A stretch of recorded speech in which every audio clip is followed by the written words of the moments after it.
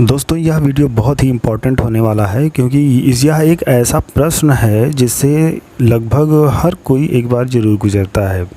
जैसे बहुत से लोग जो कि थोड़ी बहुत अंग्रेज़ी जानते हैं लेकिन उनको समझ में नहीं आता कि हम कैसे छोटे छोटे वाक्य बनाएं या हम कैसे छोटे छोटे वाक्य बोल सकते हैं या समझ सकते हैं। तो यहाँ पर मैं आपको एक बात बता देना चाहता हूँ कि सबसे पहले ज़रूरी है कि हमको शब्दों का ज्ञान हो। हमको कुछ शब्दों का तो ज्ञान होना ही चाहिए, क्योंकि अगर आपको शब्दों का ज्ञान नहीं होता तो आप अंग्रेज़ी भाषा का इस्तेमाल नहीं कर पाएंगे। तो यहाँ पर मैं वर्ब फॉर्म की बात करने वाला हूँ, जो कि वर्ब है, हमारा क्रिया है, तो जिससे हम छोटे छोटे वाक्य बना सकते हैं। ठीक है, आपने अगर सेंटेंस या काइंड ऑफ सेंटेंस पढ़ा होगा तो उसमें आपने सेंटेंस के प्रकार में आदेशात्मक वाक्य या जो है रिक्वेस्ट वाले वाक्य आपने ज़रूर पढ़ा होगा। तो ये कुछ वैसा ही है, बस ये मैं बहुत डिटेल में मैं उस पर बात नहीं करूँगा क्योंकि वो ग्रामर में मैं अभी ग्रामर सेक्शन में नहीं जा रहा हूँ। मैं बस वर्ब फॉर्म से छोटे छोटे वाक्य बनाना मैं आपको सिखाना चाहता हूँ। तो ये बहुत ही इम्पोर्टेंट वीडियो होने वाला है, तो आप मेरे साथ धैर्यपूर्वक आप वीडियो के अंत तक बने रहिए ताकि आपको अच्छे से समझ में आ जाए। ठीक है, तो यहाँ पर मैं आपको पहले बता देता हूँ कि वर्ब होता क्या है। तो जैसे लिखना, पढ़ना, खाना, पीना, बोलना, उठना, बैठना, सोना, ये सब वो क्रियाएं हैं जो कि हम हमेशा करते हैं और हम इन्हीं को हम वर्ब कहते हैं। ठीक है, तो अब हम इनसे कैसे बनाते हैं छोटे छोटे वाक्य, चलिए शुरू करते हैं। तो यहाँ पर एक है जैसे हेल्प। तो हेल्प मतलब होता है मदद करना। हेल्प मतलब मदद करना।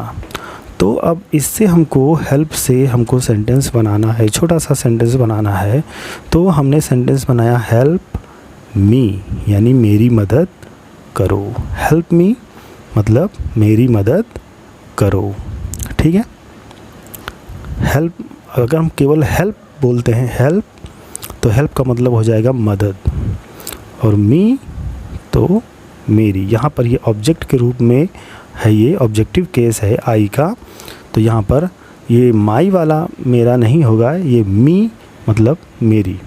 ठीक है, हेल्प मी यानी मेरी मदद करो। हेल्प द पुअर, अब उसी हेल्प हमारा ये पहले आया है, लेकिन द पुअर तो यहाँ पर हो गया गरीबों की मदद करो। हेल्प द पुअर मतलब गरीबों की मदद करो। उसी तरह से टेल मतलब होता है कहना। यहाँ पर हेल्प लिखा होना चाहिए था, ये गलती से टेल लिखा हुआ है। ठीक है, तो अगर मैं कहता हूँ कि प्लीज़ हेल्प मी, ठीक है, प्लीज़ हेल्प मी, तो इसका मतलब हो जाएगा कृपया मेरी मदद कीजिए। प्लीज़ हेल्प मी मतलब कृपया मेरी मदद कीजिए। अब अगर मैं आगे डोंट बोलता हूँ, don't help me, don't help me, तो इसका मतलब हो जाएगा मेरी मदद मत करो। मतलब हेल्प मतलब होता है मदद करना, तो अगर मैं कहता हूँ हेल्प मी तो मेरी मदद करो। हेल्प हिम उसकी मदद करो। हेल्प द पुअर गरीबों की मदद करो। अगर इसी के आगे मैं डोंट बोलता हूँ, डोंट हेल्प मी, तो मेरी मदद मत करो। ठीक है, अब आगे एक और मैं यहाँ पे बढ़ता हूँ। ठीक है, जैसे रिस्पेक्ट। रिस्पेक्ट मीन्स होता है सम्मान करना। ठीक है, रिस्पेक्ट मीन्स होता है सम्मान करना। ठीक है, तो अगर मैं कहता हूँ respect your elders, respect your elders, तो इसका मतलब हो जाएगा अपने से बड़ों का सम्मान करो। ठीक है, रिस्पेक्ट योर पेरेंट्स, अपने माता पिता का सम्मान करो। ठीक है, ओपन एक दूसरा वर्ब लेता हूँ, ओपन। ओपन मतलब होता है खोलना। अब अगर मैं कहता हूँ ओपन द डोर, डोर मतलब दरवाज़ा होता है, ओपन द डोर, तो इसका मतलब हो गया दरवाज़ा खोलो। अगर मैं कहता हूँ ओपन द विंडो, तो इसका मतलब खिड़की खोलो। ओपन द कैप, मतलब ढक्कन खोलो, कैप मतलब ढक्कन भी होता है, ठीक है। अब अगला लेते हैं शट। शट मतलब होता है बंद करना, ठीक है। तो दरवाज़ा बंद करो कहना है तो हम कहेंगे शट द डोर, ठीक है। अगर खिड़की बंद करो तो शट द विंडो, ठीक है। शट द विंडो मतलब खिड़की बंद करो, ठीक है, खिड़की बंद करो। ऑन। ऑन जब हम प्रीपोजिशन के रूप में लिखते हैं तो ऑन मतलब होता है पर, लेकिन ऑन को हम वर्ब के रूप में भी इस्तेमाल करते हैं। ऑन मतलब चालू या शुरू करना, ठीक है। तो आपने बोर्ड का स्विच देखा होगा, तो ये वही स्विच लिखा हुआ है, स्विच ऑन द लाइट मतलब लाइट जला दो। हम कहते हैं ना कि भैया लाइट जला दो, तो उसको कहते हैं स्विच ऑन द लाइट। अगर हमको कहना है कि स्विच ऑन द फैन मतलब पंखा चालू कर दो, ठीक है। स्विच ऑन द फैन मतलब पंखा चालू कर दो। आगे देखिए, इसी तरह से ऑफ का मतलब होता है बंद करना। ये मिसप्रिंट है, ठीक है, इस पे न जाइए। ऑफ का मतलब होता है बंद करना। तो अगर हम कहते हैं स्विच ऑफ द लाइट तो मतलब लाइट बंद कर दो। स्विच ऑफ द फैन मतलब पंखा बंद कर दो। देखिए कितना आसान है। एक वर्ब अगर हमको पता है, ठीक है, और कुछ छोटे छोटे शब्दों का मतलब पता है तो हम उससे छोटे छोटे सेंटेंस बना सकते हैं और उसको समझ सकते हैं। अब देखिए जैसे रीड। रीड मतलब होता है पढ़ना, तो रीड दिस लेसन यानी यह पाठ पढ़ो। रीड मतलब पढ़ना होता है, तो दिस लेसन यानी यह पाठ पढ़ो। यानी अंतिम वाला जो वर्ड होता है उसको हम पहले लिखते हैं, ठीक है। रीड दिस लेसन यह पाठ पढ़ो। ओपन पेज नंबर 32 मतलब पेज नंबर 32 खोलो। देखो खोलो की मीनिंग ओपन हमने पहले लिखी, फिर पेज नंबर 32, ठीक है। आगे देखिए पुट ऑफ। पुट ऑफ मतलब होता है उतारना, ठीक है। पुट ऑफ योर शूज़ अपने जूते उतारो। ऑलवेज स्पीक द ट्रूथ हमेशा सच बोलो। ऑलवेज स्पीक द ट्रूथ मतलब हमेशा सच बोलो, ठीक है।